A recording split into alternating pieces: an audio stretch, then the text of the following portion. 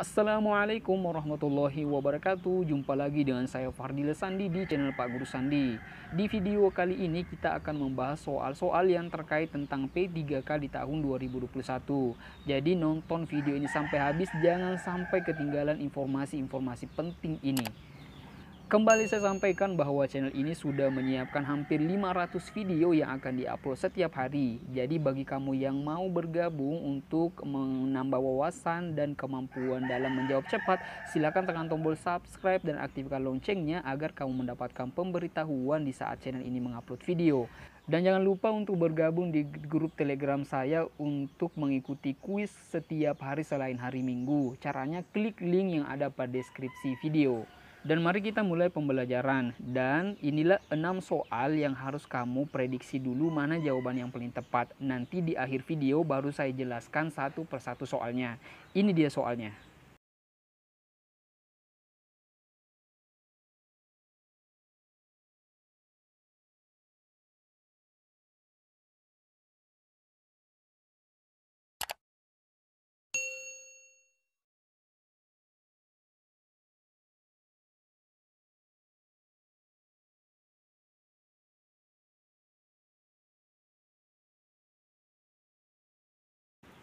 Gimana? Kamu sudah menyimpan jawaban kamu tentang 6 soal P3K ini? Jika sudah, mari kita bahas soal satu persatu. Ini dia penjelasannya. Pandangan teori belajar behavioristik ini cukup lama dianut oleh para guru dan pendidik. Namun dari semua pendukung teori ini, teori Skinner lah yang paling besar pengaruhnya terhadap perkembangan teori belajar behavioristik. Program-program pembelajaran seperti teacher machine, pembelajaran berprogram, modul, dan program-program pembelajaran yang berpijak pada teori belajar behavioristik ini memiliki konsep A. Stimulus lalu respon, B. Respon lalu stimulus, C. Stimulus lalu respon lalu penguatan positif, D. Stimulus lalu respon lalu penguatan, dan E. Stimulus respon baru hasil. Dari kelima opsi ini mana menurut kamu jawaban yang benar? Jadi saya jelaskan dulu bahwa teori belajar behavioristik itu tahap-tahapnya atau dia lebih dominan pada stimulus dan respon. Setelah ada respon, itu baru ada penguatan. Pada penguatan ini, itu ada yang namanya penguatan positif dan juga ada penguatan negatif. Itulah makna dari teori belajar behavioristik. Artinya, siswa diberikan dulu stimulus, baru hasil stimulus yang diberikan kepada siswa, siswa akan merespon itu. Setelah itu, guru kembali memberikan penguatan, baik itu penguatan positif berupa penambahan tugas maupun penguatan negatif atau pengurangan tugas. Itu maksud dari teori belajar behavioristik. Jadi dari kelima opsi ini mana jawaban yang paling benar? Adalah bagian D, stimulus, respon, penguatan. Jadi bagian C juga benar tapi kurang. Harusnya di situ ada penguatan negatif. Jadi yang paling benar itu, yang paling tepat adalah stimulus, respon, dan penguatan. Paham ya? Kita lanjut soal yang berikutnya. Seorang siswa perlu diberi respon karena melakukan kesalahan. Jika siswa tersebut masih saja melakukan kesalahan, maka hukumannya harus ditambahkan.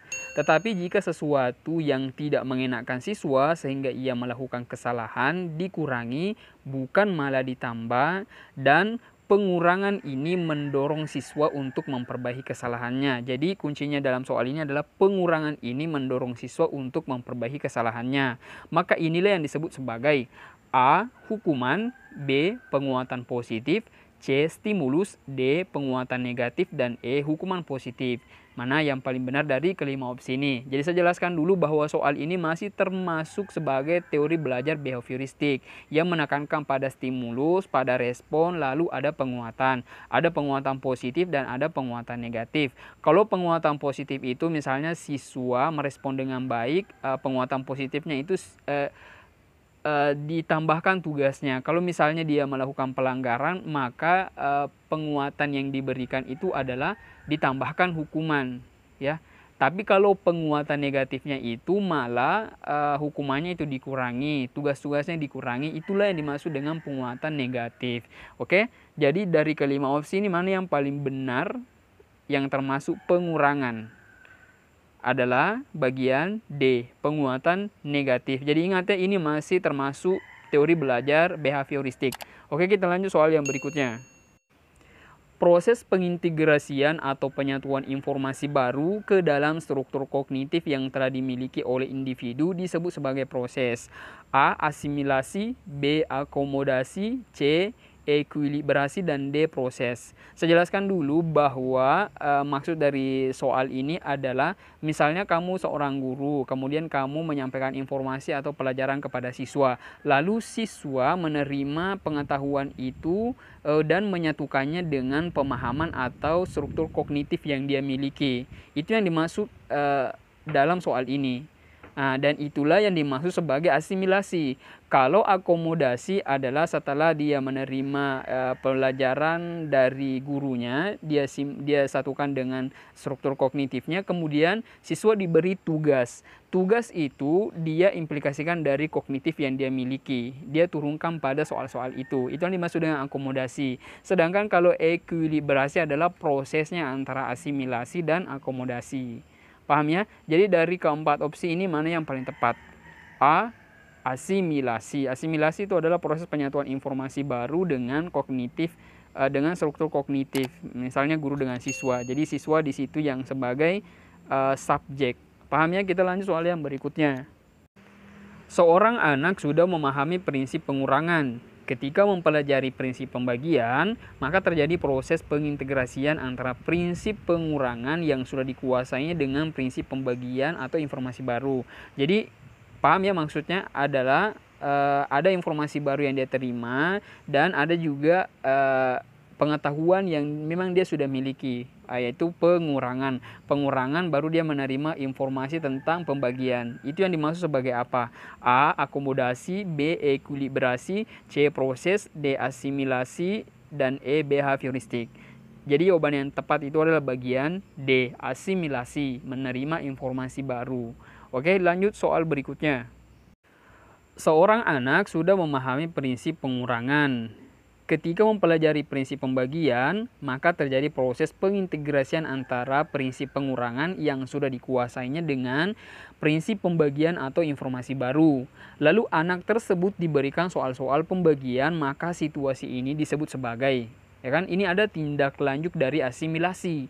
A. Akomodasi, B. Asimilasi, C. Ekuilibrasi, D. Proses, dan E. Kognitif. Jadi sudah sangat jelas ya, kalau kalian simak dari soal yang pertama hingga sampai ini, kalian pasti tahu ini maksudnya apa. Setelah dia menerima informasi baru, dia satukan dengan pemahamannya dan atau struktur kognitif yang siswa miliki, kemudian diberikan soal, lalu dia menyalurkan pemikirannya itu terhadap soal. Ini yang dimaksud sebagai akomodasi. Bagian A, ya. Sudah paham? Kita lanjut soal yang terakhir. Dalam penerapan teori belajar sosial, yang dapat dijadikan model untuk ditiru adalah sebagai berikut kecuali. Berarti yang boleh jadi model itu hanya 3 dan 1 diantaranya tidak boleh dari opsi ini. A. Pengajar di kelas. Apakah boleh menjadi model yang ditiru? Boleh sangat. Bagian B, teman satu kelas, boleh jadi model? Boleh. Bagian C, pahlawan nasional, boleh jadi model? Boleh. Sedangkan bagian D adalah alumni. Apa ini boleh? Jelas tidak boleh. Sebenarnya boleh juga, tapi yang paling boleh itu hanya 3. Bagian A, bagian B, bagian C. Dan bagian D itu tidak termasuk. Oke? Inilah beberapa soal yang terkait tentang P3K yang akan kamu hadapi di tahun 2021 dengan materi kompetensi teknis ya. Semoga video ini bermanfaat. Jangan lupa like, jangan lupa share informasi ini supaya banyak teman-teman yang mengetahui soal-soal tentang P3K. Semoga di tahun 2021 nanti ini kalian sudah bisa jadi ASN, baik itu sebagai CPNS maupun sebagai P3K. Semua itu rezeki dari Allah Subhanahu wa taala. Sampai jumpa di video selanjutnya. Semoga Anda sehat selalu. Wassalamualaikum warahmatullahi wabarakatuh.